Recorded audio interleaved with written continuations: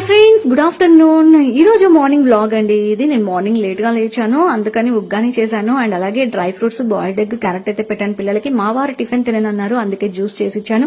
And నేను కూడా తిని జ్యూస్ తాగి పిల్లలకి బాటిల్స్ లో జ్యూస్ అనేది స్టోరేజ్ చేసి ఫ్రిడ్జ్ లో అయితే పెట్టాను. ఆ తర్వాత పిల్లల్ని ఫ్రెష్ అప్ చేయించి నీట్ గా రెడీ చేశాను.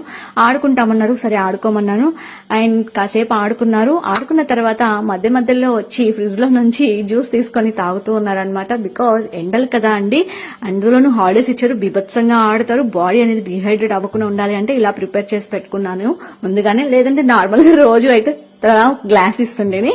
పిల్లలకు కూడా హాలిడేస్ కదా, అందుకే వర్క్ చాలా నిదానంగా చేసుకున్నాను. అండ్ ఇది నా కిచెన్ ఎలా ఉందో చూసారా, మళ్ళీ క్లీన్ చేసేసుకున్నాను. మధ్యాహ్నం భోజనానికి మునక్కాయ కూర, వైట్ రైస్, అలాగే మధ్య మధ్యలో స్నాక్స్ కడుగుతారేమో అని చెప్పేసి ముందుగానే పులిహోర కోసం చింతపండు గుజ్జు అనేది ప్రిపేర్ చేసుకున్నాను. ఫ్లోరింగ్ క్లీన్ చేశాను. ఈవినింగ్ స్నాక్స్ కి చపాతీ చేద్దాం అనుకున్నాను, ఎందుకంటే కర్రీ ఉంది కదా. సో ఫ్రెండ్స్, ఇది ఈ రోజు వ్లాగ్. నచ్చితే లైక్ చేయండి. Bye friends, take care.